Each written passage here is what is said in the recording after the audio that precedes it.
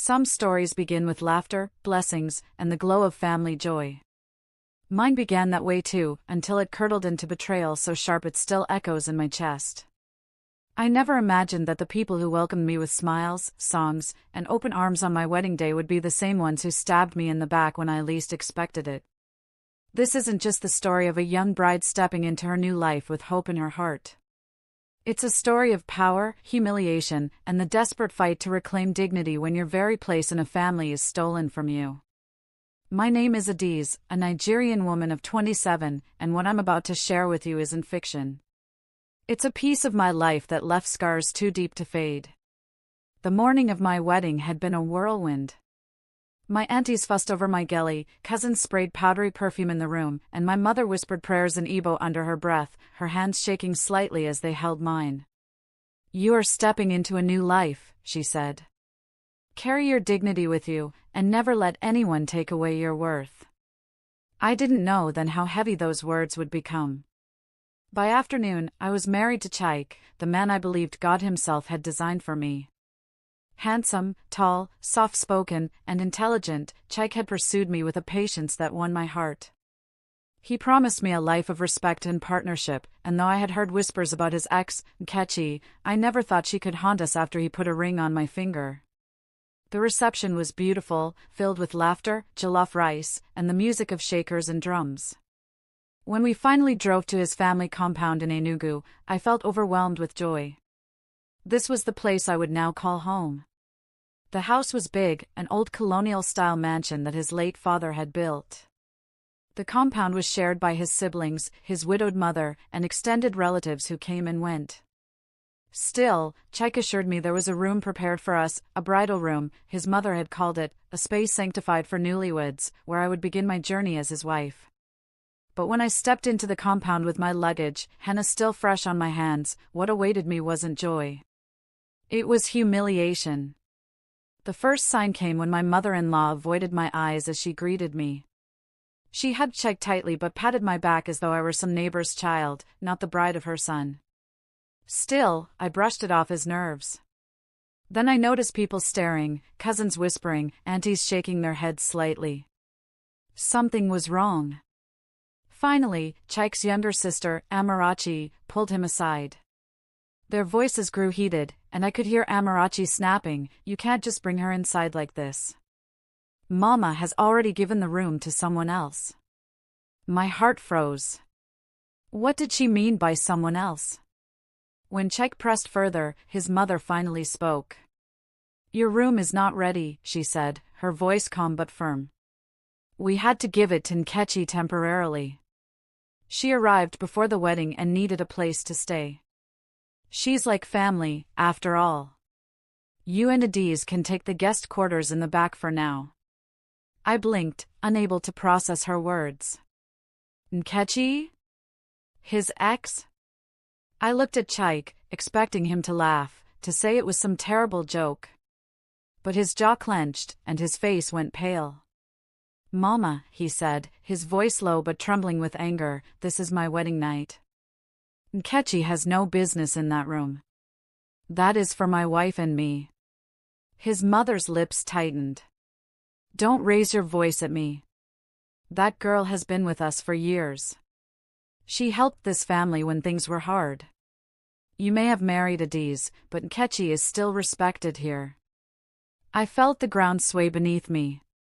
People's eyes were on me, watching to see how I would react.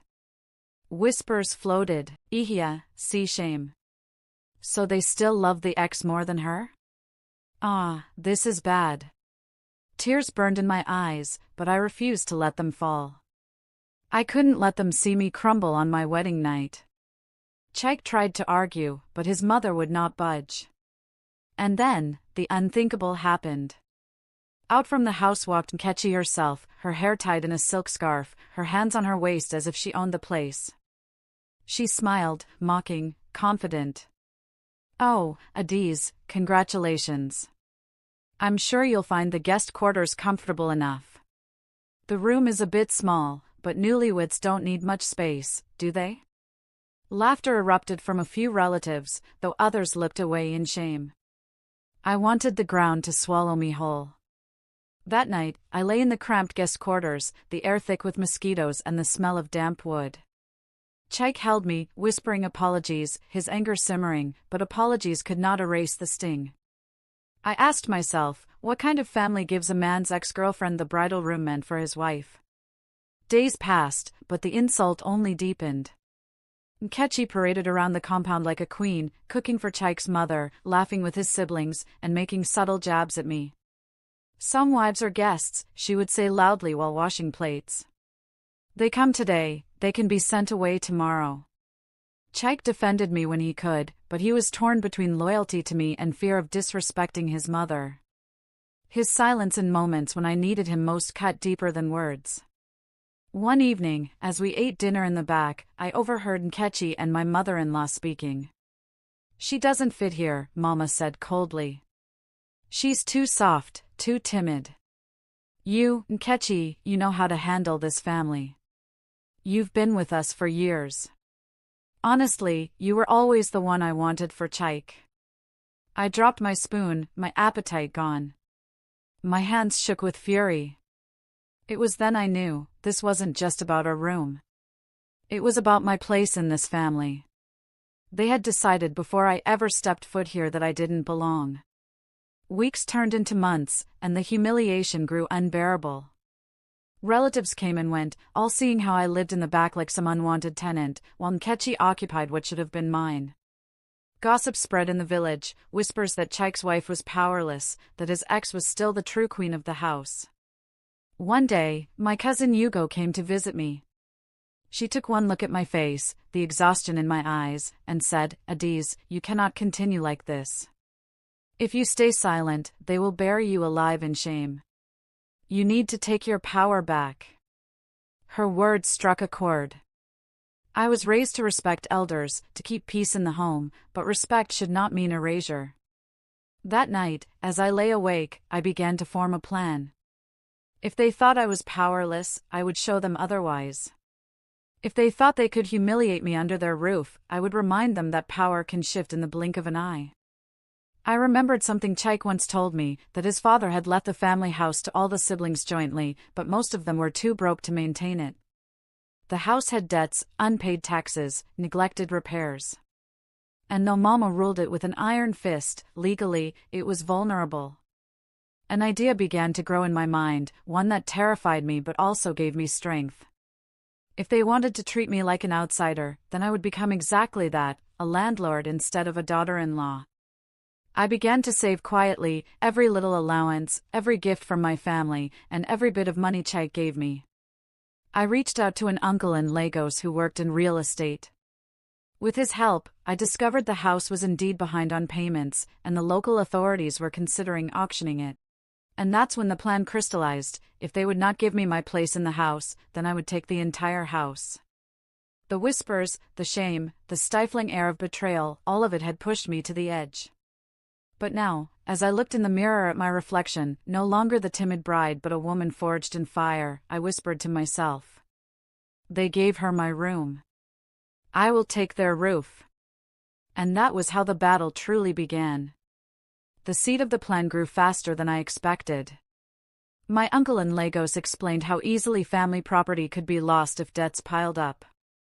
"Adaeze," he said over the phone, his voice carrying both caution and encouragement, "if you have the money, you can secure a temporary lease or rental right over the compound. But you must be ready, your in-laws will not take it lightly." I was ready. My pride had already been stripped to the bone.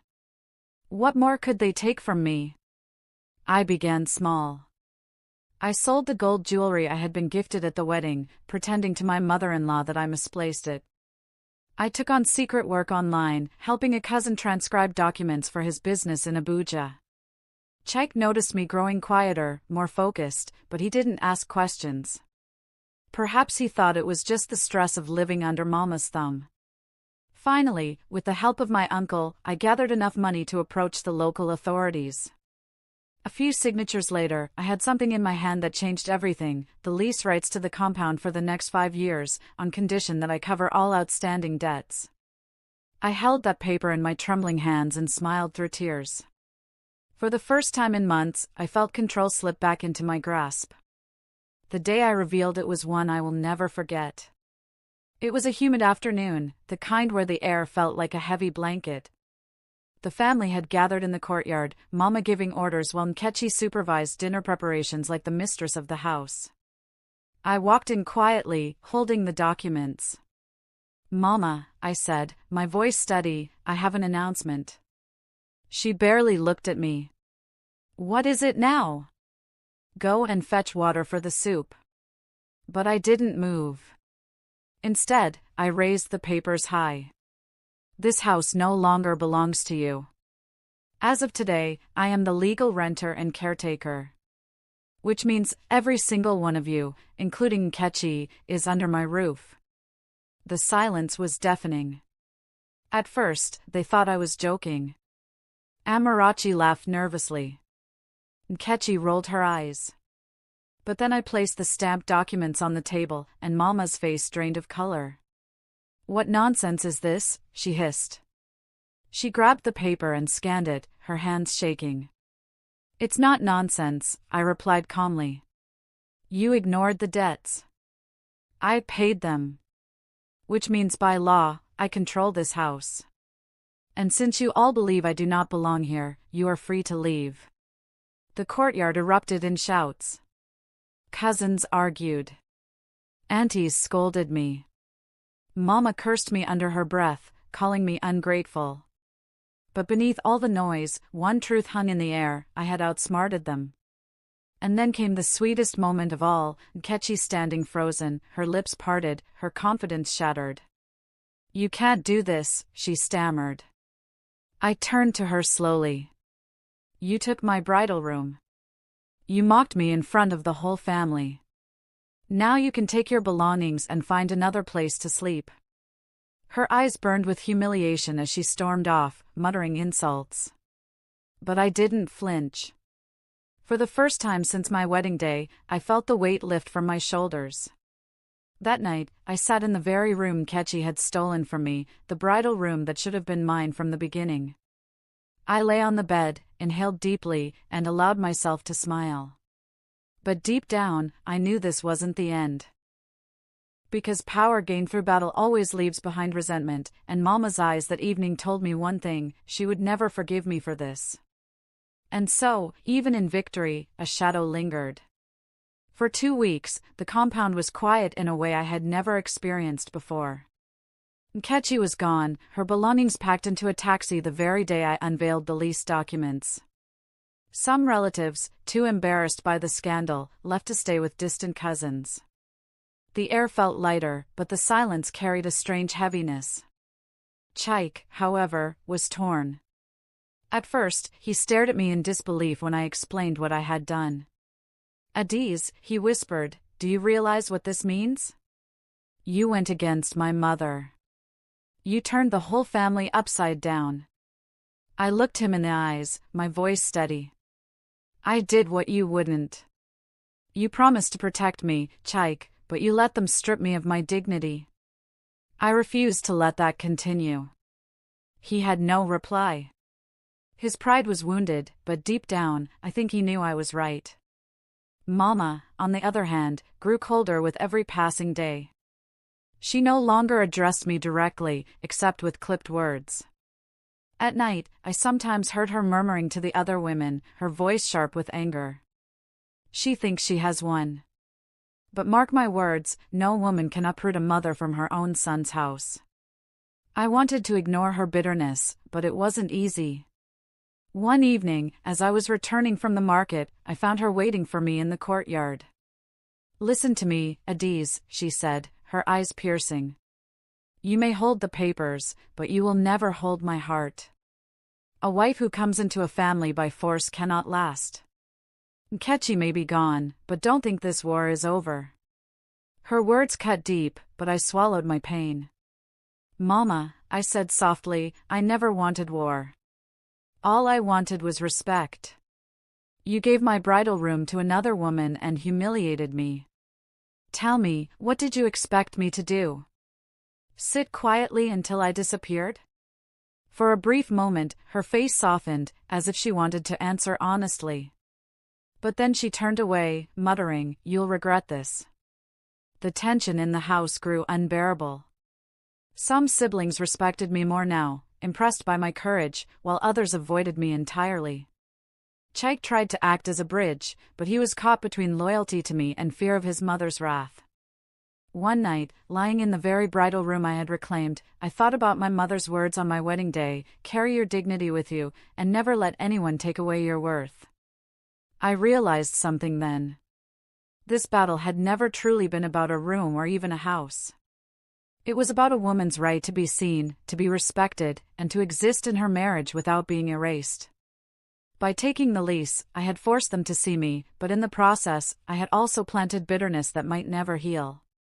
Months later, as the lease papers remained pinned safely in my box, I made a choice. I gathered the family and spoke plainly. "I will not throw anyone out," I said. "This house belongs to all of us, and I will not turn it into a battlefield. But let it be clear, never again will I be treated as a stranger in my own marriage. I deserve the respect of a wife, nothing more, nothing less." The courtyard fell silent. Some looked ashamed. Even Mama lowered her gaze, though pride kept her from apologizing. And in that silence, I felt something shift. Not victory, not defeat, but balance. Looking back now, I don't see myself as the woman who won. I see myself as the woman who refused to be erased. Respect in marriage is not a gift handed by in-laws or even by a husband. It is something you must demand, fiercely if you must, because silence is the soil where humiliation grows. My story is not about revenge, but about dignity.